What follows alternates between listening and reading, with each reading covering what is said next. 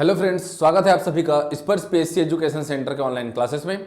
आज की क्लास में हम जैन मत के अंतिम भाग को पढ़ने वाले हैं। आज हम लोग जानेंगे क्या कि किस प्रकार से जैन मत के जो प्रमुख संगीतियां हुई थी उनको, दो चार जो प्रमुख मंदिर है, स्थापत्य कला से इसके प्रश्न आते हैं तो ये हम लोग देख लेंगे।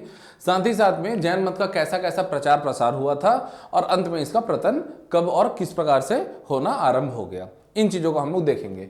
अच्छा, इससे पूर्व लास्ट क्लास में, कल की क्लास में हमने क्या क्या देखा था? कल की क्लास में, लास्ट क्लास में हमने दो चार बातें सीखी थी जैन मत के सिद्धांतों को लेकर के, जैन मत के प्रमुख सिद्धांतों को लेकर के, है ना। तो एक बार फटाफट से मैं आपके साथ में वो रिवाइज कर लेना चाहूंगा। कौन कौन से हमने सिद्धांत देखे थे। एक तो कुछ हमने दार्शनिक सिद्धांत देखे थे इसके, है ना। दर्शन के कुछ प्रश्नों की इन्होंने व्याख्या की थी। कौन कौन से दार्शनिक सिद्धांत हमने देखे थे? तो इन्होंने क्या बतलाया था? इन्होंने पृथ्वी को, इस संसार को शाश्वत बताया था। ठीक है, संसार शाश्वत है। इन्होंने ईश्वर के प्रश्न पर क्या कहा था? तो इन्होंने अपनी अनिश्वरवादी विचारधारा रखी थी। इन्होंने आत्मा के विषय में क्या कहा था? इन्होंने अनेकात्मवाद पर बल दिया था, अनेकात्मवाद पर बल दिया था। ये हमने देखा था लास्ट क्लास में। फिर हमने देखा था पुनर्जन्म पर इनका क्या विचार है। तो हाँ, पुनर्जन्म होता है, पुनर्जन्म होता है इन्होंने माना था। और इस पुनर्जन्म पर इन्होंने क्या किया था? तो पुनर्जन्म के लिए कर्मवाद का सिद्धांत इन्होंने दिया था, कर्म पर आधारित है। और अंततः इन्होंने निर्वाण प्राप्ति पर बल दिया था, निर्वाण प्राप्ति के बारे में बतलाया था। ये जो कर्मवाद है, तो कर्म कैसा होना चाहिए, इस कर्म को लेकर के इनके क्या विचार थे, उसको लेकर के इन्होंने कुछ व्यवहारिक सिद्धांत दिए। ये तो कुछ दार्शनिक सिद्धांत थे और इन्होंने कुछ व्यवहारिक सिद्धांत भी दिए थे। कौन कौन से व्यवहारिक सिद्धांत थे? हमें अपने जीवन में किस प्रकार की चीजों को करना चाहिए। तो इन्होंने बतलाया था किसे? पंचमहाव्रत को इन्होंने बतलाया। पंचमहाव्रत का सिद्धांत हमने देखा। साथ ही साथ में हमने अड़ु व्रत का सिद्धांत हमने देखा। जो पंचमहाव्रत नहीं कर सकते वे कम से कम अड़ु व्रत करें। इन्होंने त्रिरत्न के सिद्धांत के बारे में बतलाया, कैसे हम त्रिरत्न को अपना करके क्या है, निर्वाण प्राप्ति कर सकते हैं, है ना। और इन्होंने स्यादवाद संबंधी बातों को बताया। स्यादवाद क्या होता है इस बारे में बताया। इसी में हमने ज्ञान को समझा था। ज्ञान क्या होता है हमने देखा था कि कर्म कैसे जीव की ओर आकर्षित होता है और जीव को क्या करना चाहिए कि कर्म उसकी ओर आकर्षित ना हो। इस पर हमने देखा व्यवहारिक सिद्धांत। हमने कुछ इनके सामाजिक सिद्धांतों को देखा था। समाज पढ़ते पढ़ते हम इस चीज को अनुभूति लिए थे कि इन्होंने क्या किया था, और आगे भी हम इसके बारे में पढ़ेंगे। इन्होंने पाप के बारे में बतलाया था, क्या कुछ कृत्य हैं जो पाप की श्रेणी में आते हैं। वैसे जैन मत में कुल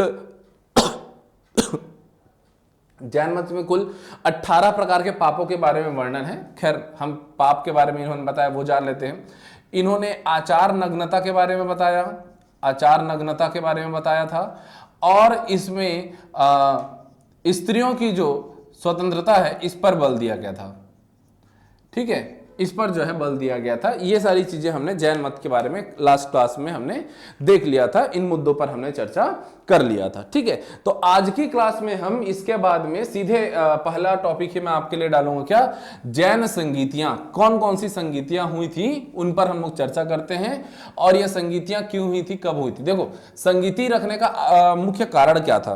तो जो जैन मत को मानने वाले लोग थे उनके लिए भले ही 24 तीर्थंकर कुल हुए हैं, लेकिन जो 24वें तीर्थंकर हैं, जो आचार्य हैं स्वामी महावीर, ये बहुत महत्वपूर्ण है। तो इनकी विचारधाराओं के संकलन के लिए ही, इन्होंने जो शिक्षा दी थी उनके संकलन के लिए ही जैन संगीति जो है आयोजित की गई थी। और ज्यादा नहीं, केवल 2 जैन संगीतियां हुई हैं, इन दोनों को पढ़ लेना। बौद्ध में 4 संगीतियां होंगी, उनको पढ़ेंगे। तो जैन संगीतियां कितनी हुई थी? 2। तो इसको इस प्रकार से मेरे साथ में कुछ ऐसा एक टेबल जैसा बना करके इनको पढ़िएगा। सबसे पहले हम लोग देखेंगे जैन संगीति हम पढ़ रहे हैं। जैन संगीति जो हम पढ़ रहे हैं, ये क्यों इनका आयोजन हुआ था, क्यों इन परिषदों का आयोजन हुआ था? तो महावीर स्वामी के जो विचार हैं उनके संकलन के लिए। ठीक है, तो सबसे पहले हम इसमें देखेंगे किस वर्ष ये हुआ, किस वर्ष ये हुआ। दूसरा हम देखेंगे कि किस स्थान पर हुआ था। स्थान भी महत्वपूर्ण है, यहां से प्रश्न आते हैं। हम देखेंगे इसकी अध्यक्षता किसने की थी, और साथ ही साथ में इस परिषद का, इस मीटिंग का परिणाम क्या था, हम उस पर चर्चा करेंगे। ठीक है, इतनी बातों को देखेंगे। तो सबसे पहले जो एक मैं कॉलम बना लेता हूं, क्रम। आप लोग बढ़िया से कॉपी में बना लीजिएगा, मैं ऐसे ही साधारण बना रहा हूं, बिल्कुल अच्छे से कॉपी में बनाइएगा। तो सबसे पहली जो जैन संगीति हुई थी वो हुई थी किसके काल में? चंद्रगुप्त मौर्य के काल में। इसका वर्ष जो है हम देखते हैं 322 ईसा पूर्व। कहीं कहीं पर 300 ईसा पूर्व भी लिखा रहता है। देखिए इसके कोई एकदम ज्यादा ऐतिहासिक स्रोत नहीं मिलते हैं, इसलिए ना ईयर में थोड़ा सा ऊपर नीचे रहता है। आप 322 ईसा पूर्व को लेकर के चले, एनसीईआरटी इसको लेकर के चलता है। स्थान क्या था इसका? पाटलिपुत्र में हुई थी प्रथम जैन संगीति। तो इसको पाटलिपुत्र को बिल्कुल आपको ध्यान में रखना है। इसकी अध्यक्षता की थी स्थूलभद्र ने। किसने की थी इसकी अध्यक्षता? स्थूलभद्र ने की थी। देखिए ये जो जैन संगीति का आयोजन करवाया गया था, इसके पीछे की एक कहानी है। कहानी क्या है? इसके परिणाम में वो परिलक्षित हो गई, इसलिए वो कहानी में बता दूं। चंद्रगुप्त के शासन काल में 12 वर्षों का अकाल पड़ा था। अब इतने कठिन दुर्भिक्ष के काल में जो जैन संत हुए थे, जो जैन मत के आचार्य हुए थे, वे जो है ना 2 भागों में बढ़ गए थे। देखिए विचारों से नहीं, कुछ स्थूलभद्र के जो अनुयायी थे वो मगध में ही रहे, परंतु ये मैं भविष्य की बात बता रहा हूं, चंद्रगुप्त मौर्य के काल की, ठीक है, अभी बहुत कुछ जानना बाकी है वहां तक। और कुछ लोग स्थूलभद्र के साथ में जो मगध में रुके थे वे तो वहां रह गए, लेकिन कुछ लोग भद्रबाहु जो आचार्य थे उनके साथ में वो दक्षिणी की ओर चले गए। मैसूर में उन्होंने क्या किया? जैन मत का प्रचार प्रसार किया। उनके ऐसे जाने से दक्षिण भारत में जैन मत का प्रचार प्रसार भी हुआ। फिर जब वे 12 साल बाद अकाल समाप्त हुआ और भद्रबाहु और उनके अनुयायी वापस आए, तो उन्होंने देखा स्थूलभद्र ने यहां पर कुछ चीजों में परिवर्तन कर दिया है। सबसे बड़ी बात जो परिवर्तित हुई थी वह यह, मैंने आपको बतलाया था कि पार्श्वनाथ जी ने जो शिक्षा दी थी उसके अनुसार व्यक्ति जो आचार्य हैं, जो जैन मत के आचार्य हैं, जो जैन मत को मानने वाले लोग हैं, जो इनके संत हैं, वो क्या कर सकते हैं? ऊपरे और निचले हिस्सों को ढकने के लिए वे वस्त्र धारण कर सकते हैं, जबकि महावीर स्वामी ने पूर्ण रूप से वस्त्रों का त्याग किया।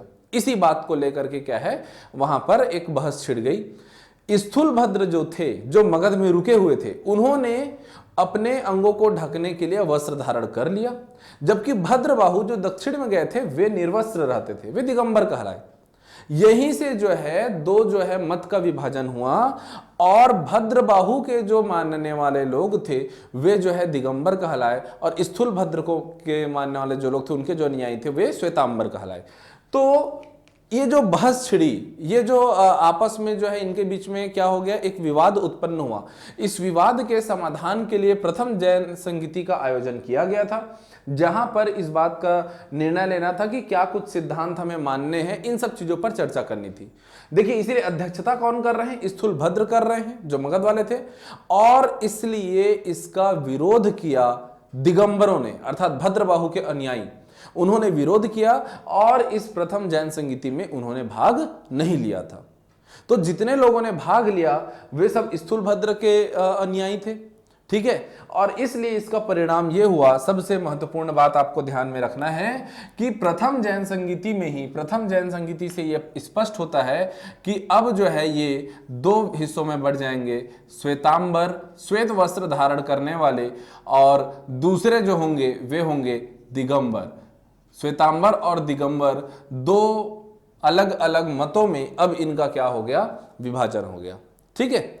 श्वेतांबर और दिगंबर में क्या अंतर है और ये कहानी क्या है वो मैं फिर से एक बार बताऊंगा। श्वेतांबर दिगंबर का लिस्ट बना लेंगे और क्या अंतर है वो देख लेंगे, लेकिन अभी फिलहाल ये प्रथम जैन संगीति के बारे में बताने के लिए मैंने आपको एक कहानी सुनाई।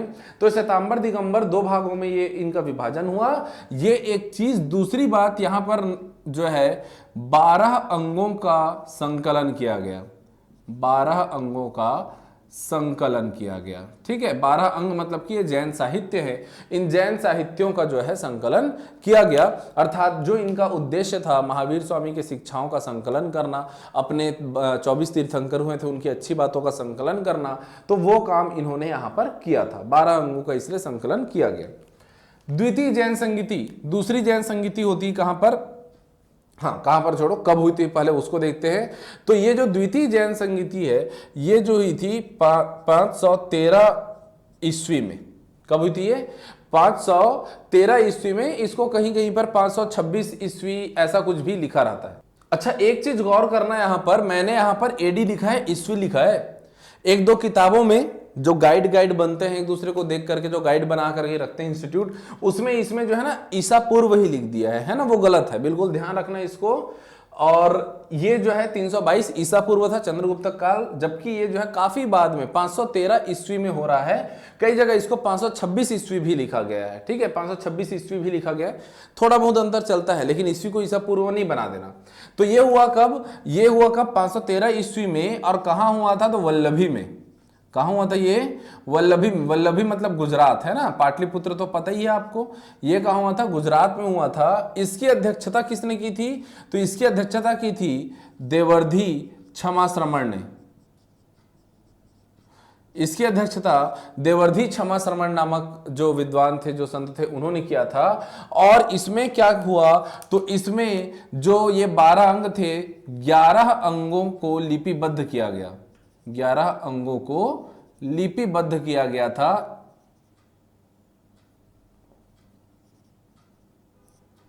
कब किया गया था? ये 513 ईस्वी में वल्लभी, गुजरात के द्वितीय जैन संगीति में। ये 2 जैन संगीतियां हुई थी। और पीएससी में इससे रिलेटेड क्वेश्चन किसी भी पीसीएस एग्जाम में और व्यापम की एग्जाम में या अन्य किसी भी एग्जाम में, जो है कॉम्पिटेटिव एग्जाम में, इससे रिलेटेड क्वेश्चन खूब आते हैं। कहाँ हुआ था? अभी इसी बार के पीसीएस एग्जाम में दे दिया था, 2 स्टेटमेंट दिए थे, कौन सा सही कौन सा गलत, इस प्रकार से बताने के लिए। और द्वितीय जैन संगीति को उसमें कहाँ लिखा था? पाटलिपुत्र। द्वितीय जैन संगीति पाटलिपुत्र में हुई थी, जिसमें ये किया गया। वो लाइन ही गलत हो गया। द्वितीय जैन संगीति कहाँ था? वल्लभी में था, है ना। तो ऐसे करके इसको हमको ध्यान में रखना है, ठीक है। तो ये रहा क्या? जैन संगीति वाली बात। चलिए अब आगे देखते हैं। मेरे ख्याल से ये आप लोग लिख चुके होंगे, नहीं लिखे होंगे तो नोट्स में भी अवेलेबल है, आप वहां से भी लिखा करें, ठीक है, कुछ बातों को। तो अगली बात हम लोग देखते हैं। देखिए, जैन मत का प्रचार प्रसार किस प्रकार से हुआ, कैसे इसका विकास हुआ, ये हम लोग जानते हैं। उसमें 1-2 पॉइंट्स मैं आपके लिए जोड़ना चाहूंगा और इसी से मैं आपको बतलाऊंगा कि जैन मत को मानने वाले शासक कौन कौन हुए, ठीक है। अगला हम जो बिंदु पढ़ने वाले हैं वो क्या है? जैन मत का विकास एवं प्रसार। जैन मत का विकास एवं प्रसार, ये हम लोग पढ़ने वाले हैं। तो जैन मत का विकास कैसे हुआ, इसका प्रसार कैसे हुआ? तो इसके वास्तविक विकास में तो उत्तर वैदिक कालीन जो कर्मकांडी समाज था, जो जातिगत भेदभाव में लिप्त समाज था, उसका भी योगदान है। उनमें जो उत्तर वैदिक कालीन समाज में या धार्मिक कर्मकांडों में जो बुराइयां थी, उन बुराइयों का विरोध करने के कारण में क्या हुआ? जैन मत या जैन मत जैसे भी और जितने मत थे, उनका विकास हुआ। यह कॉन्सेप्ट हमने पहले भी देख लिया है। तो पहला पॉइंट तो आप लोग का क्लियर है क्या? उत्तर वैदिक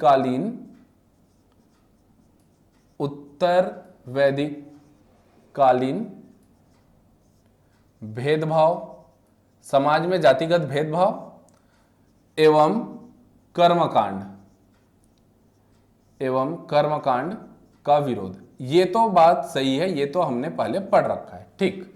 चलो, ये तो हमने पढ़ रखा है, ये तो हमने समझ लिया है, पहली चीज। दूसरी ऐसी कौन सी बात थी जिसने इसको प्रचार प्रसार में महत्व दिया? तो दूसरी बात थी इसके प्राकृत भाषा में इनका प्रवचन दिया जाना। सबसे महत्वपूर्ण बात समझिएगा, जो उत्तर वैदिक काल या वैदिक काल में जो धार्मिक प्रवचन दिए गए, जो चीजें सिखाई गई, वो किसमें थी? संस्कृत में।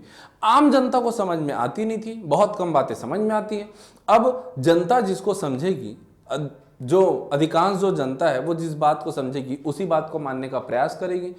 इन्होंने क्या किया? महावीर स्वामी ने प्राकृत भाषा में क्या दिया? उन्होंने प्राकृत भाषा में प्रवचन दिए, जिससे जनता अपना लगाव महसूस की, अपने आप को जोड़ के समझी, किससे? जैन मत से।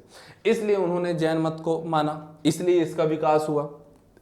एक चीज और, इन्होंने अहिंसा पर बल दिया। इसलिए भी इसका प्रचार प्रसार हुआ, ठीक है। लेकिन थोड़ी कठोर अहिंसा थी, जिस वजह से थोड़ा इसका एक हमको निगेटिव इंपैक्ट भी दिखेगा आगे चल के। इसका हमको ये समझ में आएगा कि ये कृषि और युद्ध दोनों को पूर्ण रूप से बहिष्कृत करते थे। जैन मत ने कृषि और युद्ध दोनों को पूर्ण रूप से बहिष्कृत किया है। इन दोनों से ही क्या है? इन दोनों से ही ये दोनों ही हिंसात्मक कार्यवाही होती है, ऐसा इन्होंने बताया है। इन्होंने अहिंसा को अपनाया। अहिंसा अपनाने के कारण बहुत से जो मनुष्य है, मानव समाज इस समय हमारा है, जो कि वैदिक कर्म कांडों से, युद्ध से और इन सारी जो कुरीतियां उनसे परेशान था। अब वह सात्विक जीवन जीना चाहता था, सरल जीवन जीना चाहता था, इसलिए उसे इस अहिंसा ने क्या किया, आकर्षित किया था। किसने आकर्षित किया? इन्होंने जो है इनको आकर्षित किया। अहिंसा के साथ साथ एक चीज और आपको इसमें जोड़ के रखना है। जैन मत में जो महावीर स्वामी हुए और अन्य जो आचार्य हुए, उन्होंने मुनाफाखोरी को स्वीकृति प्रदान की। मुनाफाखोरी, देखिए ये बात भी मैं पहले डिस्कस कर चुका हूं, फिर से एक बार कर रहा हूं। मुनाफाखोरी को स्वीकृति दी। क्या है कि वेदों में जो है स्पष्ट रूप से मुनाफाखोरी और सूदखोरी, ब्याज में पैसा कमाना और ये सारी चीजों को स्पष्ट रूप से वेदों में क्या किया गया था, इनको नीच कार्य बताया गया था। इससे जो वैश्य हैं उनके व्यापार में प्रभाव पड़ता था, जबकि इन्होंने क्या किया, जैन मत में क्या हुआ, इस मुनाफाखोरी को स्वीकृति प्रदान की गई तो वैश्यों ने इसको अपनाया। एक तरफ किसान और छत्री नहीं अपना रहे हैं उसका भी कारण है, और दूसरी तरफ वैश्य अपना रहे हैं उसका भी कारण है। और वो तो वर्तमान में भी आपको दिखता है कि अधिकांश जो हमारे वैश्य भाई हैं वो क्या हैं, जो व्यापारी वर्ग हैं वही जैन मत को मानने वाले ज्यादा हैं। किसान आपको बहुत कम मिलेंगे, या जैन मत को मानने वाले कृषि कार्य करते हुए कम दिखेंगे, है ना। तो ये अभी तो खैर अब व्यापार में या नौकरी पेशा में अलग अलग प्रकार के लोग रहते हैं, लेकिन अधिकांशतः आपको व्यापार करते हुए दिखेंगे ये, ठीक है। अब आते हैं हम हमारे मुख्य बिंदु पर कि इसका प्रचार प्रसार जो है कहां हुआ और किस प्रकार हुआ। ये तो थे साधारण कारण जिसके बारे में हमने पहले भी चर्चा कुछ की थी। अब जो हमारा अभी जो मैं आपको बताने वाला हूं वो विशेष मुद्दा है कि वास्तव में जैन मत का प्रसार मुख्य रूप से देखा जाए तो दक्षिण भारत और पश्चिम भारत में हो पाया। इसका कारण क्या था कि दक्षिण एवं पश्चिम भारत में हो पाया, इसका कारण क्या था समझिएगा। दक्षिण एवं पश्चिम भारत में ब्राह्मणवादी समाज का प्रभाव कम था। जैन मत जो है अपने आप को ब्राह्मणों से स्पष्ट रूप से अलग नहीं रख पाए थे। कहीं कहीं ये देखने मिलता है, जैसे किसी का ऋग्वेद में किसी जैन मत के तीर्थंकर का वर्णन मिलता है, या पहले के जो तीर्थंकर थे वे ब्राह्मण कालीन युग से चले आ रहे हैं। महावीर स्वामी ने उत्तर वैदिक कालीन ब्राह्मणवादी जो समाज है उसका विरोध किया था, लेकिन फिर भी जो ब्राह्मणवादी समाज है उससे जैन मत के लोग अपने आप को बहुत ज्यादा अलग नहीं कर पाए थे। लेकिन दक्षिण और पश्चिम भारत में ब्राह्मणवाद का कम प्रभाव था, तो जैन मत ने यहां जब प्रवेश किया तो यहां पर उनका प्रचार प्रसार बहुत ज्यादा हो पाया। इस बात को बिल्कुल ध्यान रखना है। और इस प्रचार प्रसार में इस काल के जितने शासक हुए उनका बड़ा योगदान है। कभी भी किसी भी काल में कोई धर्म अगर पनप रहा है, कोई भी एक विचारधारा, एक मत अगर पनप रही है, तो उसमें अवश्य ही उस शासक वर्ग का क्या रहता है, प्रभाव रहता है। ठीक है, शासक वर्ग क्या चाहता है इसका प्रभाव अवश्य रहता है। तो हम देखेंगे क्या अगले बिंदु में, शासक वर्ग का क्या सहयोग, कौन कौन से ऐसे यहां से प्रश्न आते हैं कि कौन कौन से शासक बौद्ध मत को मानते थे, कौन जैन मत को मानते थे, इस बारे में देखो। तो शासक में कौन कौन है, सबसे पहले तो आप नाम लिखिएगा किसका, चेटक का। आपको पता ही है चेटक के साथ में इस काल के अर्थात 6ठी सदी ईसा पूर्व के जितने भी अन्य राज्यों के शासक हुए उन सब के बारे में चर्चा कर लेते हैं हम लोग। जैसे कि बिंबिसार, देखो ये जो बिंबिसार है, ये बिंबिसार के बारे में हमने देखा था कि ये चेटक की पुत्री चेलन्ना से विवाह करेंगे। बिंबिसार गौतम बुद्ध को भी मानते थे, ठीक है, गौतम बुद्ध को भी मानते थे, जैन मत को भी मानने वाले लोग थे। गौतम बुद्ध के साथ ज्यादा लगाव था वैसे इनका। बिंबिसार के बाद में जो शासक हुए अजातशत्रु ने भी जैन मत को माना। हाँ, ये इनका भी लगाव गौतम बुद्ध के साथ ज्यादा था थोड़ा। फिर हम आते हैं उदायन इनका पुत्र, और ये भी क्या है, इसको मानते थे। साथ ही साथ में इसी काल में जो है एक शासक हुए थे चंड प्रद्योत की कहानी मैं आपको बताऊंगा। अवंती के शासक थे, प्रद्योत वंश के शासक थे। चंड प्रद्योत के बारे में जैसे ही हम लोग अभी मगध का उत्कर्ष देखेंगे ना, उस काल में इनके बारे में पढ़ेंगे। ये सारे नाम आप तब पढ़ेंगे दोबारा। ये इसके अलावा सबसे महत्वपूर्ण मौर्य साम्राज्य की स्थापना हुई। मौर्य साम्राज्य की स्थापना की थी किसने, चंद्रगुप्त मौर्य ने। और इतना बड़ा शासक चंद्रगुप्त मौर्य भी जैन मत को मानने वाला है। देखो, इसलिए जो है इसके प्रसार में या इसके विस्तार में जो है बढ़ोतरी होती है। मगध साम्राज्य का उदय हुआ और सबसे जो शक्तिशाली पराक्रमी शासक हुए जिन्होंने संपूर्ण भारतवर्ष को एक किया वो थे चंद्रगुप्त मौर्य। उन्होंने मौर्य साम्राज्य की स्थापना की और उन्होंने जैन मत को माना था। इन्होंने अपने जीवन के अंतिम जो इनका पड़ाव था वो उन्होंने श्रवण बेलगोला में बिताई थी।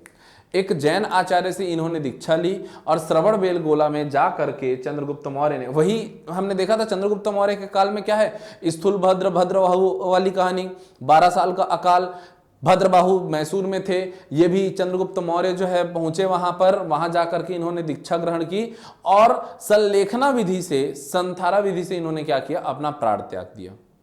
तो यहां पर अच्छा एक चीज शायद मैं अभी तक संथारा के बारे में आपको नहीं बताया हूं। देखो संलेखना का क्या तात्पर्य होता है, समझिएगा इस बात को। शब्द है क्या, संलेखना।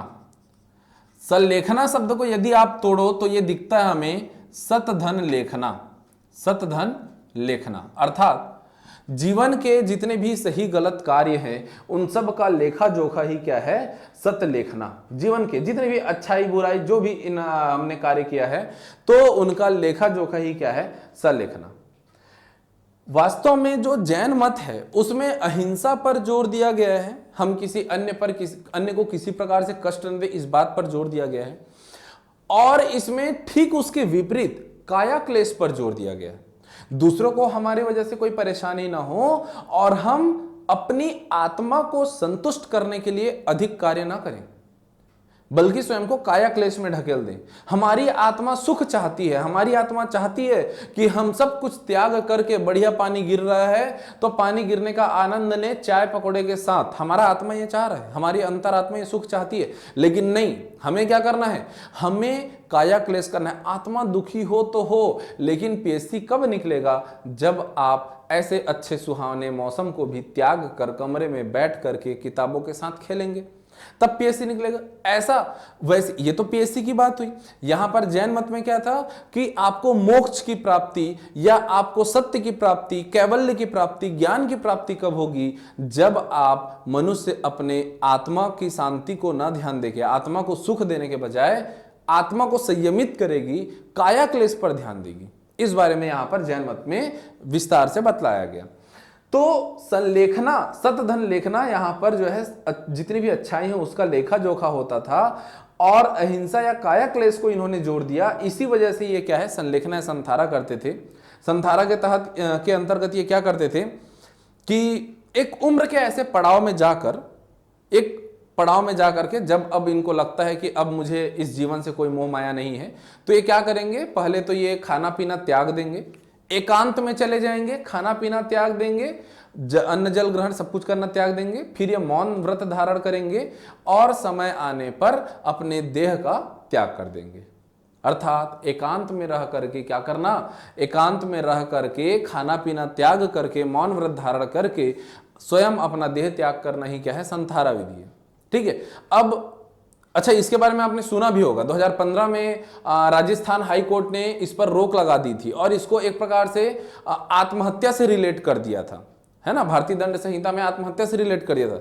देखिए आत्महत्या अलग चीज है ना, जो जीवन से हार गए, थोड़ी आत्महत्या को एक प्रकार से कायरता के, देखो जो करता है और जिसके आसपास लोग हैं वो समझते हैं इस चीज को, लेकिन एक प्रकार से इसको कायरता के रूप में देखा जाता है आत्महत्या को। वह एक कायरता है। भाई संसार में बहुत से परेशानियां हैं, अभी भी बहुत से लोग जूझ रहे हैं, है ना, आप लोग भी बहुत स्ट्रगल करते हुए पढ़ाई कर रहे हैं, कुछ लोग काफ़ी समय से पढ़ रहे हैं, पीएससी नहीं निकल रहा है, कई बार फ्रस्ट्रेट हो जाते हैं। तो आत्महत्या या डिप्रेशन ये सारी चीज़ों में कभी नहीं ये सब चीज़ों के बारे में कभी मत सोचना भाई, वो एक कायरता का बात है। ठीक है। डिप्रेशन की मैं बात करूँ तो कभी किसी को तो कुछ ऐसा लगे कि मुझे कुछ ठीक नहीं लगा, मेरे फ़ोन करना, नीचे नंबर दिया हुआ है, और डिप्रेशन कुछ नहीं होगा आपको, फिर है ना, खूब मस्ती करेंगे, बातें करेंगे, सब ठीक हो जाना है, मुझे कॉल कर लेना बस। ठीक है, समझ गए बात को। तो आत्महत्या से इसको रिलेट नहीं करना है। संलेखना या संथारा तो बहुत ज्यादा साहस का विषय है। मतलब ये समझ लीजिए कि जीवन में सुख जो मिल रहे हैं उन सुखों का परित्याग करके, नहीं अब मुझे ये नहीं चाहिए, वो छोड़ करके एकांत में जाना, सुख दुख त्याग करना, भोजन अन्न जल ग्रहण त्याग कर देना और मौन व्रत धारण करना, ये साहस का विषय है, कायरता का विषय नहीं है। तो इस पर जो है सुप्रीम कोर्ट ने बाद में आदेश जारी किया और अभी ये जो संलेखना विधि है ये भी अभी भी अमान्य घोषित नहीं किया गया है। इस जो राजस्थान हाई कोर्ट ने कहा था कि संथारा पर रोक लगा दो, उनके इस निर्णय पर सुप्रीम कोर्ट ने अंतरिम रोक लगा दी है कि भाई इनकी अलग मान्यता है, आप इस प्रकार का कृत्य कर सकते हैं, है ना। वैसे बहुत कम लोग कर पाते हैं, जितने जैन भाई बंधु हैं वो सुन रहे हैं वो समझ जाएंगे इस चीज को, बहुत कम सुनने मिलेगा। ऐसा नहीं कि हर कोई जाके संथारा ले रहा है, ऐसा नहीं है, बहुत हिम्मत चाहिए इसके लिए, ठीक है। जीवन का पूरा मोह का त्याग करना होगा, वो तो हो नहीं पाएगा, ठीक है। तो देखो चंद्रगुप्त मौर्य वो राजा जिसने संपूर्ण भारत को जीता था, एक किया था, उसने संथारा लिया था, उसने संथारा विधि द्वारा, संलेखना विधि द्वारा क्या किया था, उसने देह त्याग किया था। किसने? चंद्रगुप्त मौर्य ने। इससे क्या हुआ? चंद्रगुप्त मौर्य, अच्छा ये कहां पर इसने ऐसा किया था? तो इसने श्रवणबेलगोला में ऐसा किया था, श्रवणबेलगोला में। अब श्रवणबेलगोला में अगर ये इस प्रकार का कृत्य करेंगे तो जाहिर सी बात है कि दक्षिण भारत में क्या होगा, जैन मत का प्रचार प्रसार होगा। अच्छा, चंद्रगुप्त मौर्य के बाद हुआ था बिंदुसार, उसने आजीवक को अपनाया, अशोक उसने बौद्ध को अपनाया। लेकिन चंद्रगुप्त मौर्य के इस मौर्य वंश में ही आगे चल के एक राजा होगा संप्रति भी जो है वो जैन मत को मानने वाला था, संप्रति। इसके अलावा हम देखेंगे पहली सदी ईस्वी में, पहली सदी ईस्वी बोल रहा हूं मैं, ध्यान रखना, पहली सदी ईस्वी में उड़ीसा में एक राजा हुए जिनको कहा जाता है क्या, कलिंग नरेश खारवेल। इनका नाम बिल्कुल ध्यान रखना, कलिंग नरेश खारवेल। इन्होंने पहली सदी ईस्वी में ये राजा हुए थे खारवेल ने उदयगिरी की पहाड़ी में जैन मत के भिक्षुओं के लिए विशेष प्रबंध करवाए थे। ये जैन मत को मानने वाला था कौन? कलिंग नरेश खारवेल। इसके बारे में हमको जानकारी मिलती है, ठीक है। और इसके बाद में हम देखते हैं तो जो अन्य राजवंश हुए बाद में, आगे चल के कुछ राजवंशों के, जैसे कि राष्ट्रकूट हो गया या चालुक्य, इस समय बाद में प्रसिद्ध हुआ चालुक्यों के बाद में हम देखते हैं एक गंग वंश को हम देखते हैं, है ना। तो ये सब कुछ ऐसे वंश हुए थे, चंदेल वंश को हम देखते हैं। ये कुछ ऐसे राजवंश हुए थे जिन्होंने जैन मत को क्या दिया था, प्रश्रय दिया था, इसको बढ़ावा दिया था। उदाहरण के लिए मैं एक चीज बता दूं, जैसे राष्ट्रकूट वंश है, राष्ट्रकूट वंश का एक शासक थे अमोघवर्ष। ये इन्होंने जो है जैन मत को क्या दिया था, बढ़ावा दिया था। अमोघवर्ष ने तो एक किताब भी, एक ग्रंथ भी लिखी थी जिसका नाम है रत्नमालिका, जिसमें उन्होंने जैन मत के बारे में बताया था। रत्नमालिका नामक ग्रंथ किसने लिया है? रत्नमालिका है भाई, है ना, मालिका लिखिएगा। अमोघवर्ष ने रत्नमालिका नामक ग्रंथ लिखी थी। राष्ट्रकूट बहुत आगे बाद में, मतलब समझ लो प्राचीन भारत के इतिहास का अंतिम शासक होंगे ये, ठीक है। तो उसमें से अमोघवर्ष ने रत्नमालिका नामक ग्रंथ की रचना करी थी, ठीक है। एक अच्छा, चंदेल वंश का भी एक बात गंग वंश का एक चीज बता दूं, यहां पर एक शासक हुए थे जिनका नाम था राजा राजमल के मंत्री थे जिनका नाम था चामुंड राय। देखो चामुंड राय ने क्या किया था, गंग वंश के मंत्री हैं चामुंड राय ने बाहुबली की प्रतिमा का निर्माण किया था। और इस बाहुबली की प्रतिमा, अच्छा बाहुबली मतलब बाहुबली पिक्चर मत समझ लेना रे, उसमें जो मूर्ति बनी थी बाहुबली की नहीं थी, जान रहे हो ना, है ना। पार्ट 1 में मूर्ति बनते रहता है, भल्लाल दे वाला था वो वाला नहीं। तो चामुंड राय ने बाहुबली की मूर्ति बनवाई थी। बाहुबली मतलब कि भद्रबाहु के पुत्र। और जो गोमतेश्वर की मूर्ति है कर्नाटक में, उसकी बात कर रहा हूं मैं। तो जो बहुत बड़ी सी जो मूर्ति है ना गोमतेश्वर, वो वास्तव में गोमतेश्वर बाहुबली है। तो बाहुबली की मूर्ति बनवाई थी किसने? इस चामुंड राय ने, जिसमें प्रत्येक 12 वर्ष में महामस्ता का अभिषेक किया जाता है, ठीक है। तो देखेंगे अगला 12 वर्ष में कब, अभी आई थिंक 2018, हाँ शायद 2018 में ही अभी हुआ है, एग्जैक्टली मुझे याद नहीं है, देख लेना, ठीक है। तो आने वाले 12 साल बाद में अब महामस्तक अभिषेक उनका होगा। तो चामुंड राय ने यह किया था। इन सब से क्या हमको समझ में आता है कि किस प्रकार से जो पूरे प्राचीन काल के इतने शासक हुए, इन शासकों ने क्या किया था, जैन मत को प्रश्रय दिया था, इनको बढ़ावा दिया था। और ये डायरेक्ट क्वेश्चन आपको पूछा जाता है, ऐसे कुछ लाइंस लिख दिए रहते हैं, निम्न में से कौन से शासकों ने जैन मत को प्रश्रय दिया था। तो इन सब शासकों के नाम आपको ध्यान में रखना है, विशेष करके खारवेल, चंद्रगुप्त, अमोघवर्ष और ये राजमल चामुंड राय वाली बात को याद रखना, इन सबको याद में रखना आप। अच्छा, इसमें एक चीज हम लोग और देखते हैं, ये जो जैन मत के जो प्रसार है, तो महावीर स्वामी ने स्वयं जैन मत के प्रचार प्रसार के लिए 11 गढ़धरों की नियुक्ति की थी। किसकी? गणधरों की नियुक्ति की गई थी। ठीक है, 7वें पॉइंट में हम देखेंगे गणधर जो हैं ये जो है प्रचार करते थे किसका? जैन मत का। और यहीं से एक प्रश्न और बनता है, महावीर स्वामी ने जब देह त्याग कर दिया था, इन्होंने क्या है 11 गणधर की नियुक्ति की थी, 11 गणधरों की नियुक्ति इन्होंने की थी, जिसमें से केवल एक जो गणधर था जिसका नाम था सुधर्मन, ये सुधर्मन बस जीवित था, बाकी सब क्या है बाकी सब महावीर स्वामी से पहले ही जा चुके थे।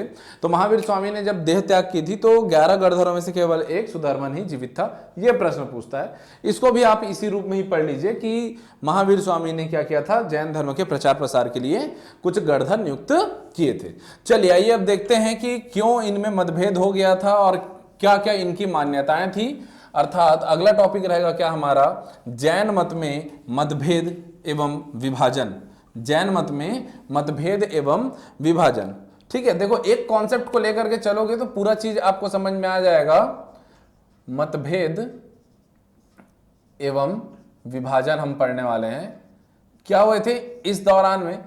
देखो मतभेद के लिए दो अलग अलग बातें जो हैं बतलाई जाती हैं। एक तो कहानी जो मैंने अभी आपको सुनाया, ठीक है, दो भागों में ये बढ़ गए थे। कुछ को कहा जाता था क्या यहां पर, श्वेतांबर, श्वेतांबर, और एक समूह क्या कहलाता था, दिगंबर।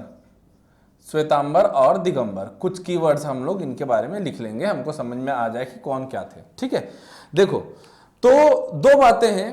पहली चीज तो इस बात को लेकर के विवाद हुआ, एक विशेष मत, जैन मत में एक विशेष बात थी कि यदि आपको इस जीवन के सुख दुख से ऊपर उठना है, कैवल्य की प्राप्ति करनी है, तो 23वें तीर्थंकर पार्श्वनाथ जी के अनुसार वस्त्र धारण करके भी ये किया जा सकता है।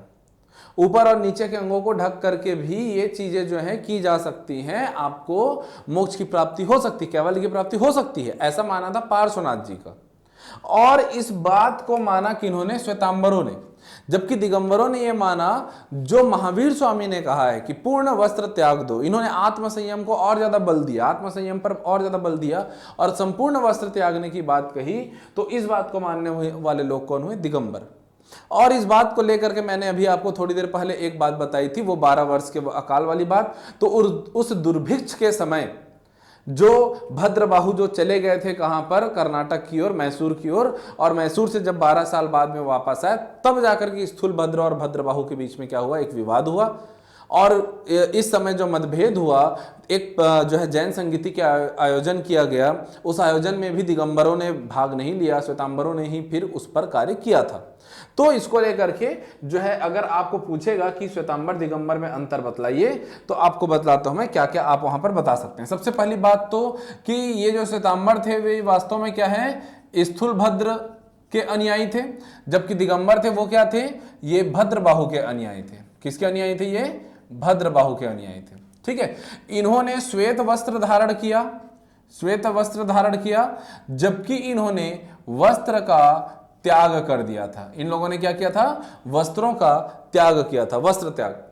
इनका मानना था कि वे वस्त्र पहन करके भी मोक्ष प्राप्त कर सकते हैं, जबकि इनका मानना था कि आत्मसंयम अत्यंत आवश्यक है, ये जो है वस्त्र त्याग करके ही मिलेगा। श्वेतांबरों का मानना था कि ज्ञान प्राप्ति के पश्चात, ज्ञान प्राप्ति के पश्चात भोजन किया जा सकता है, भोजन किया जा सकता है, कोई दिक्कत की बात नहीं है, और भोजन करते हुए भी ज्ञान प्राप्त कर सकते हैं, ज्ञान प्राप्ति के पश्चात भी कर सकते हैं। जबकि दिगंबरों का मानना था कि जो वास्तविक साधु हैं, जो ज्ञान प्राप्त कर चुके हैं, उन्हें अब भोजन की आवश्यकता नहीं है। ये कौन मान रहे हैं, ये मान रहे हैं दिगंबर। ज्ञान प्राप्ति के पश्चात भोजन की आवश्यकता नहीं है, ऐसा मान रहे हैं ये। ठीक है, देखो अच्छा मैंने कहा था ये अभी जैन संगीति की बात, तो इन्होंने जैन संगीति में भाग लिया था, भाग लिया भी था, और इन्होंने ग्रंथों की रचना भी की थी। इन्होंने अंग, जो जैन साहित्य होते हैं उन्हें आगम कहा जाता है, तो इन्होंने आगमों की रचना की थी, जिसमें से अंग, उपांग या प्रकीर्ण, इन सब की इन्होंने रचना की थी, और इस पर ये मान्यता रखते थे, मतलब अपना विश्वास रखते थे। अब खुद रचना किया है जिस समूह ने, तो विश्वास रखेगा ही। जबकि जो दिगंबर लोग हैं, उन लोगों ने क्या किया था, इन पर विश्वास नहीं जताया था, इन्होंने इन ग्रंथों पर विश्वास नहीं किया था। बिल्कुल ध्यान रखिएगा कि दिगंबर जो होते हैं वे इन जैन साहित्य, ये जो आगम जो श्वेतांबरों द्वारा बनाए गए उस पर विश्वास नहीं करते। ठीक है, वो अपनी अलग मान्यताएं रखते हैं। ये जो श्वेतांबर हैं उदारवादी होते हैं। ये क्या होते हैं? ये थोड़े उदारवादी से होते हैं। जैसी परिस्थिति है, परिस्थिति के अनुसार ये अपनी बातों में या अपने जो नियम कानून है उसमें परिवर्तन लाना चाहते हैं, उदारवादी। जबकि जो दिगंबर थे, ये जो दिगंबर हैं एकदम ये क्या है? कट्टरपंथी हैं। ठीक है, कठोर नियम मानने वाले हैं। कौन? ये दिगंबर कट्टरवादी हैं। श्वेतांबरों का मानना था कि स्त्रियों को भी निर्वाण प्राप्ति हो सकती है, स्त्रियों को भी निर्वाण प्राप्ति हो सकती है, जबकि दिगंबरों का मानना था कि स्त्रियां कभी भी निर्वाण प्राप्त नहीं कर सकती। अच्छा, इसी बात को लेकर के याद कीजिए, मैंने एक जो तीर्थंकर हैं उनके बारे में बताया था, मल्लीनाथ। श्वेतांबरों ने मल्लीनाथ को स्त्री माना, और स्त्री माने तभी तो वो स्त्री भी निर्वाण प्राप्त कर सकती वाली बात। दिगंबरों का मानना था कि स्त्रियां तो निर्वाण प्राप्त कर ही नहीं सकती, इसलिए जो मल्लीनाथ थे, ये जो मल्लीनाथ थे वे अवश्य ही पुरुष ही रहे होंगे, ये बात बताते हैं कौन? दिगंबर। तो बिल्कुल इसको रटना मत कि मल्लीनाथ पुरुष थे कि स्त्री थे, कौन किसको मानता है। दिगंबर स्त्रियों को मोक्ष की प्राप्ति नहीं हो सकती बतलाते हैं, और उन्होंने पुरुषों को मल्लीनाथ को पुरुष माना था। ठीक है, और इन्होंने मल्लीनाथ को स्त्री माना था। ये जो है कुछ अंतर दिखाई पड़ते हैं श्वेतांबर और दिगंबर में, ये आपको ध्यान में रखना चाहिए। ठीक है, यही अंतर है, इतना ही आपको अध्ययन करना है। इन्हीं बातों को मैं आपको बतलाने वाला था, क्या? मतभेद और विभाजन। ठीक। अच्छा, यहां पर मैं चर्चा कर रहा था क्या? जैन साहित्यों के बारे में। जैन साहित्य तो ध्यान रखिएगा। चलिए जैन साहित्य कुछ देख लेते हैं। सबसे पहला जो प्रश्न बनता है वह तो यही है कि जैन साहित्य को क्या कहा जाता है? इनको कहा जाता है आगम। क्या कहा जाता है? आगम। ये जो आगम है, जैन साहित्य है, इनको बनाया किसने था? इनका निर्माण किसने किया? तो इनको ये जो श्वेतांबर है ना, उन्होंने ही किया, दिगंबरों ने नहीं किया है। किन्होंने किया है? श्वेतांबरों ने ही किया है इनकी रचना। आगम ग्रंथों की रचना किसने की? श्वेतांबरों ने। इन्होंने क्या क्या लिखा? तो इन्होंने 12 अंग लिखे, 12 उपांग लिखे, 12 अंग लिखे, 12 उपांग लिखे। इन्होंने 10 जो है प्रकीर्ण लिखे थे, 10 प्रकीर्ण लिखे थे। साथ ही साथ में 6 छेद सूत्र लिखे। इन्होंने 4 मूल सूत्र लिखे, मूल सूत्र। इन्होंने 1 नंदी सूत्र लिखा, एक जो है नंदी सूत्र लिखा। और इसके अलावा एक इन्होंने अनुयोग द्वार भी लिखा, अनुयोग द्वार। अब ये जो 12 अंग उपांग या ये याद करने की आवश्यकता नहीं है आपको। 12 अंग है, नाम याद कर लो। अंग है, उपांग है, प्रकीर्ण है, छेद सूत्र है, योग द्वार है ना, मूल सूत्र है या नंदी सूत्र है। इन जो सूत्र हैं इनमें से एक आपको याद रखना है जिसका नाम है भगवती सूत्र। क्या याद रखना है? भगवती सूत्र। ये महत्वपूर्ण है, भगवती सूत्र। ध्यान रखिएगा, जैन साहित्यों में से एक नाम आता है भगवती सूत्र। ये जो भगवती सूत्र जो है, इसमें महावीर स्वामी के जीवनी का वर्णन है। भले ही काफी बाद में लिखा गया, ये जो है 322 के बाद में ही इन सब की रचना हो रही है। तो भले ही काफी बाद में इनकी रचना हो रही है, परंतु भगवती सूत्र में महावीर स्वामी के जीवनी का उल्लेख है। तो महावीर स्वामी ने अपने जीवन काल में क्या क्या किया था, कहां कहां गए थे, ये बातें हैं। और इसी से 16 महाजनपदों के बारे में पता चलता है हमें। तो जब मैं अब आपको 600 ईसा पूर्व में हुए राजनीतिक बदलाव के बारे में पढ़ाऊंगा, तो एक साहित्यिक स्रोत के रूप में हम भगवती सूत्र को भी रखेंगे, इसलिए मैं इसकी चर्चा कर रहा था। ठीक है, और ये तो हुए जैन साहित्यों की बात। अब अगर मैं जैन मंदिरों की बात करूं, जैन मंदिर, तो जैन मंदिर में आपको याद रखना है दिलवाड़ा का जैन मंदिर, राजस्थान माउंट आबू, आपको पता ही है दिलवाड़ा का जैन मंदिर। मुख्य रूप से जैन मंदिर में वैसे तो बहुत सारे मंदिर हुए, ऋषभनाथ का मंदिर है ना, चंद्रताल है, इत्यादि बहुत सारे मंदिर है। जो महत्वपूर्ण है आप मंदिरों की लिस्ट निकाल करके आप देखिएगा, है ना, वो लिस्ट वगैरह आप याद करते रहें। मंदिरों के बारे में एक विषय आप ध्यान रखिएगा कि जैन मत के जो प्रमुख मंदिर हुए, ये वास्तव में कुषाण काल में मथुरा कला शैली से इनका जो है प्रचार प्रसार होना ज्यादा हुआ था। और सबसे प्रमुख कौन था? दिलवाड़ा का जैन मंदिर। तो यहां लिख लीजिएगा, जैन मंदिरों में सबसे प्रसिद्ध कौन है? दिलवाड़ा का जैन मंदिर। ठीक है, ये सारी बातें। अब अंत में हम लोग देख लेते हैं क्या जैन मत के बारे में, कि समाज में इनका क्या योगदान था। समाज में योगदान, इसी बहाने हम फटाफट से रिवाइज करेंगे क्या जैन मत को। सबसे पहली बात इन्होंने जो वर्ण व्यवस्था है, या वर्ण व्यवस्था ना कह करके मैं कहता हूं इसे क्या, जातिगत भेदभाव, जातिगत जो भेदभाव है, स्त्रियों की दशा है, और साथ ही साथ में जो कर्म कांड, तो उत्तर वैदिक कालीन जो भेदभाव था समाज में, जो कर्म कांड था, उसका इन्होंने विरोध किया। और ये क्या लेकर के आए? ये जो है समाज में एक सरलता लेकर के आए। जीवन बहुत सरल है, इन्होंने इस बारे में बताया, जीवन दुखमय है, तो और उन्हें कर्म कांडों से, भेदभाव से और उनको दुखमय नहीं बनाना है। 600 ईसा पूर्व तक आते आते, उत्तर वैदिक काल तक आते आते हर चीज में हमको क्या है, दुख दिखलाई पड़ना आरंभ हो गया था। इसीलिए तो गौतम बुद्ध ने कहा था सर्वम दुखम, है ना, सब्बम दुखम, ऐसा उन्होंने कहा था। वो पाली भाषा वाले थे, ये प्राकृत वाले हैं, वो पाली वाले। तो समाज में इन्होंने सबसे पहले तो इन्होंने बतलाया कि ये दुख तो है, ठीक है, स्पष्ट है, तो जीवन को सरल कैसे बनाए, ये शिक्षा दी थी किसने? जैन मत ने, महावीर स्वामी ने। ठीक है, जीवन को सरल बनाने के बारे में इन्होंने बात किया था। ठीक, दूसरी बात, इन्होंने प्राकृत भाषा को क्या दिया? महत्व दिया। इससे पहले संस्कृत का ही महत्व था, इन्होंने प्राकृत भाषा को जो है महत्व दिया। इससे आम जनता जो है ना, आम जनता भी अपना महत्व समझ पाई। पहले ऐसा था कि संस्कृत भाषा जो बोलने वाले लोग हैं वही क्या हम अच्छे लोग हैं, है ना, नीचे जो ऐसी भाषा नहीं बोलते, संस्कृत नहीं बोलते थे, वे क्या है निचले। अभी ही देख लो, आप पार्टीज वगैरह में जाओगे, आप भाई अधिकारी बनने वाले, आप में से बहुत से लोग इंग्लिश मीडियम वाले हैं, बहुत हिंदी मीडियम वाले हैं, लेकिन अलग अलग क्षेत्र में आपको आपकी भूमिका बदल जाती है। आप पार्टीज में गए और वहां जाकर के अगर आप इंग्लिश नहीं बोल रहे हैं, आप अपने आप को ना हीन समझने लग जाते हैं। ऐसा होता है, ये सामाजिक एक बुराई है, समझ लो। वैसे ही यहां पर प्राकृत भाषा में जब महावीर स्वामी स्वयं बात कर रहे हैं, तो लोगों ने अपने महत्व को समझा, अपने आप को उन्होंने जाना। हम अटल भाई वाजपेयी जी की भयंकर तारीफ करते हैं, बड़ाई करते हैं उनकी, कि वो जहां भी गए उन्होंने क्या हिंदी में भाषण दिया। तो हिंदी में भाषण, इस बात को लेकर हम खुश हो जाते हैं। क्यों? हमें भी इंग्लिश नहीं आती, हम खुश हो जाते हैं। वो हिंदी में बोल सकते हैं तो हम भी हिंदी में बोल सकते हैं वाली बात। ठीक है, ये चीज ना वैसे भी छत्तीसगढ़िया लोगों में थोड़ा ज्यादा है, हम लोग के में। मतलब प्रत्येक भाषी, जो अन्य भाषी राज्य के लोग हैं, वे आराम से अपनी भाषा में बात करते हैं, परंतु हमें जो है अपनी छत्तीसगढ़ी में बात करें, बहुत जगह क्या है, थोड़ा सा हम अपने आप को हीन महसूस करने लग जाते हैं। कुछ लोग, हम तो नहीं भाई, हम पट्ट देहाती छत्तीसगढ़िया लोग, हम छत्तीसगढ़ी में बात करते हैं। ठीक है, वो तो आपको मैं यहाँ पर ऐसे पढ़ा रहा हूँ। थोड़ी देर पहले मैं बोला था ना कि अगर कोई डिप्रेशन हो तो मुझे फोन करना, मेरे साथ मस्ती कर लेना, हाँ तब बात करूंगा मैं आपसे मस्ती में।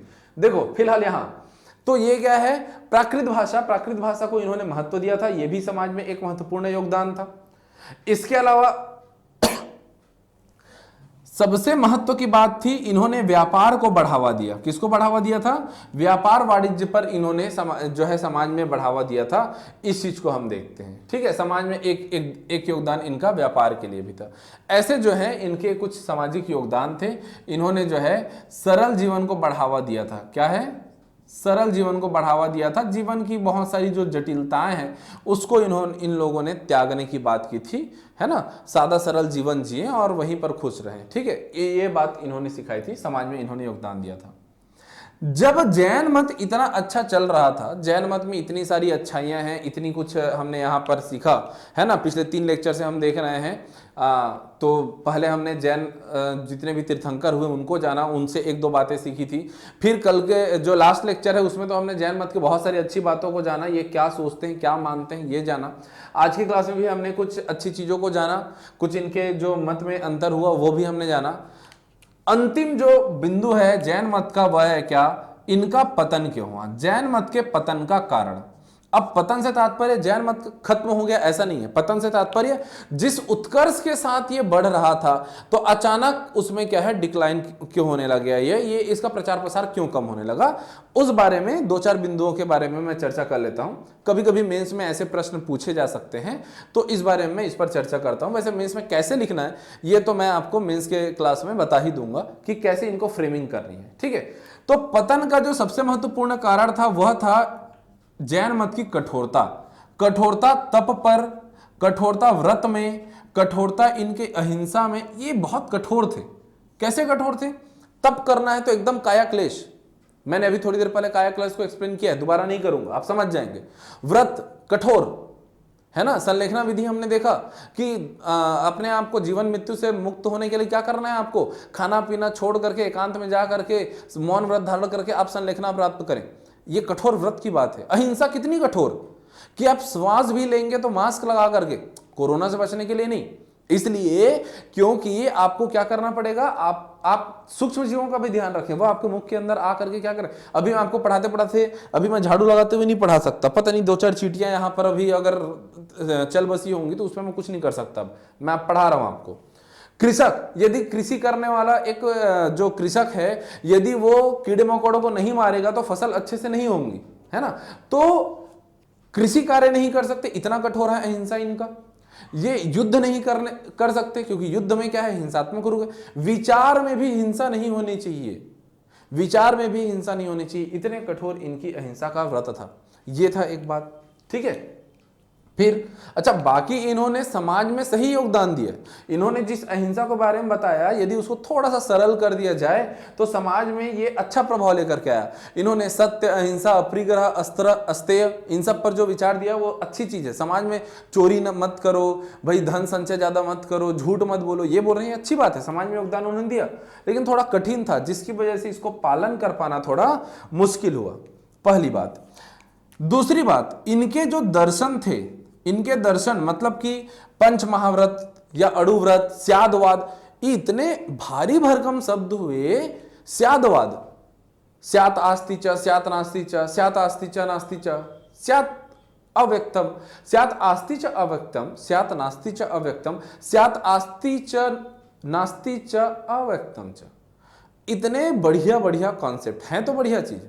लेकिन ये जो बढ़िया बातें हैं ना, पंच महाव्रत का या ज्ञान की बातें हो गई, कर्म का जीव की ओर आने वाली बात हो गई, जो कल कुछ आप समझने का प्रयत्न कर रहे थे, बहुत से लोगों को पहली बार में नहीं समझ में आएगा, अभी इस लेक्चर को देख के फिर उसको देखना, फिर कुछ समझ में आएगा। वैसे ही यहां के लोगों के साथ हुआ। ये बातें तो अच्छी थी, लेकिन ये जो बातें हैं वो क्या हुआ, वो जैन मुनियों तक ही सीमित रह गया, आम नागरिकों को ज्यादा समझ में आया नहीं। उनको खाली ये सब बात समझ में आई, प्राकृतिक भाषा है, सरल जीवन जीना है, झूठ नहीं बोलना है, हिंसा है, ऐसी बातें समझ में आई। कठिन कठिन जो इनके सिद्धांत थे, वे सारे सिद्धांत आम जन तक पहुंच नहीं पाए, आम जन के पालन करने योग्य नहीं रहे, इसलिए जो है इसका जो है जो उत्कर्ष है उतना ज्यादा नहीं हो पाया। तीसरी बात, ये जो है इनमें बाद में खुद ही क्या हो गया, मतभेद चालू हो गया, अंतरिम मतभेद, जिसके बारे में अभी हमने जाना। अंतरिम मतभेद, तो लोग किसको माने किसको ना माने, ऐसी बात हो जाती है। चौथी बात, बौद्ध मत का भी यहां पर बौद्ध मत का भी क्या हुआ था, विस्तार हुआ था। तो कहीं ना कहीं बौद्ध मत के विस्तार ने, गौतम बुद्ध ने भी, भाई एक वो जो जनसंख्या है जैन को मानेगी या बौद्ध को मानेगी, तो गौतम बुद्ध ने भी वही सरल जीवन का उपदेश दिया था, तो कुछ लोग उसको मानने लगे, ये बात हो गई। दूसरा, फिर कुछ समय बाद में ब्राह्मण मत का क्या होगा, पुनरुद्धार होगा, पुनरुद्धार होगा। तो ये हम लोग देखते हैं मौर्य साम्राज्य के बाद में शुंग वंश आया, तो पुष्यमित्र शुंग, फिर सातवाहन वंश, तो उसमें हुए गौतमीपुत्र सतकर्णी। पुष्यमित्र शुंग और गौतमीपुत्र सतकर्णी ने ब्राह्मणवाद का फिर से उद्धार किया, उत्तर वैदिक कालीन बुराइयों को त्यागा और बोले कि वैदिक कालीन अच्छाइयों को अपनाते हुए फिर से ब्राह्मणवाद वो लेकर के आए। तो वो जो थे उन्होंने क्या किया था, इन दोनों की वजह से, बौद्ध मत के उत्थान और ब्राह्मण मत के पुनरुत्थान की वजह से भी जैन मत को प्रभाव पड़ा, इसलिए वो क्या है थोड़ा सा कम होता गया, एक चीज। फिर राजर्षि जो प्रश्रय मिलना था, तो भाई कुछ लोग, जैसे अभी मैंने 2 नाम ले दिए है ना, पुष्यमित्र शुंग और गौतमीपुत्र सतकर्णी, या मैं बोलता हूं अशोक, ऐसे जो जितने महान शासक हुए, उन्होंने जैन मत को नहीं, दूसरे बौद्ध मत को या ब्राह्मण मत को प्रश्रय दिया। तो राजकीय प्रश्रय भी इनको कम मिलना चालू हुआ। बाद के 2-4 शासक अभी हम लोग देख रहे थे थोड़ी देर पहले, बाद के अमोघ वर्ष हो गया, या जो चामुंड राय हो गया, ऐसे ऐसे कुछ लोग थे। बाकी अधिकांश जो लोग थे वो बौद्ध या ब्राह्मणवाद को मानने वाले हुए। इसलिए जो है हम देखते हैं कि इनको राजर्षि प्रश्रय मिलना कम हुआ। और एक चीज, इनके खुद के जो प्रचारक थे, धर्म प्रचारक, ये बाद के जो आचार्य हुए ना, वे आचार्य ही कमजोर हो गए, वे ढंग से प्रचार प्रसार ही नहीं कर पाए, लोगों को उस ढंग से समझा ही नहीं पाए। और इसलिए फिर प्राचीन कालीन इतिहास जो हम पढ़ते हैं उसके अंत तक जाते जाते जैन मत जितने अपनी अच्छाइयों को लेके जो उभर रहा था, एक जो इसमें उत्थान दिख रहा था, वो धीरे धीरे पतन की ओर आने लगा। और वर्तमान में भी जैन मत बहुत अच्छे से प्रचार प्रसार है, लेकिन आप देखेंगे इनका संकेंद्रण है, कहीं कहीं पूर्ण रूप से इसका ये नहीं फैल पाया है। तो उसका कारण ये है। ठीक है, तो आज की क्लास हम यहीं पे एंड करते हैं। आज हमने जैन मत को सही तरीके से समाप्त कर लिया। किस प्रकार के क्वेश्चन आते हैं ये देखने के लिए प्रीवियस ईयर क्वेश्चन सॉल्व करें, साथ ही साथ में टेस्ट दिलाएं। जो संगीति वाली बात थी जो आज मैंने बताई आपको, मैंने कहा पीएससी अभी 2019-20 में ही इसका क्वेश्चन आया हुआ था, 2020 में ही इसी बार वाले में क्वेश्चन आया हुआ था। ठीक है, तो बिल्कुल आप अच्छे से पढ़ें इसको, जैन मत के टेस्ट दिलाइए। नेक्स्ट क्लास में हम लोग बौद्ध मत पढ़ेंगे और उसको भी जैन मत की तरह ही पूरे डिटेल में पढ़ेंगे। आराम आराम से डिटेल में सारी चीजों को पढ़ेंगे, कुछ चीज छूटना नहीं चाहिए, पूरा हम लोग आराम से समझेंगे चीजों को। फिर एक बार जब हम लोग बढ़ जाएंगे कहां पर, हम लोग राजनीतिक इतिहास में, तो वहां पर चीजें थोड़ी जल्दी बढ़ेंगी, वहां पर समझने के लिए कम, देखने के लिए ज्यादा कुछ होगा, देखते जाएंगे चीजों को। ठीक है दोस्तों, आज के लिए इतना ही। Thank you class.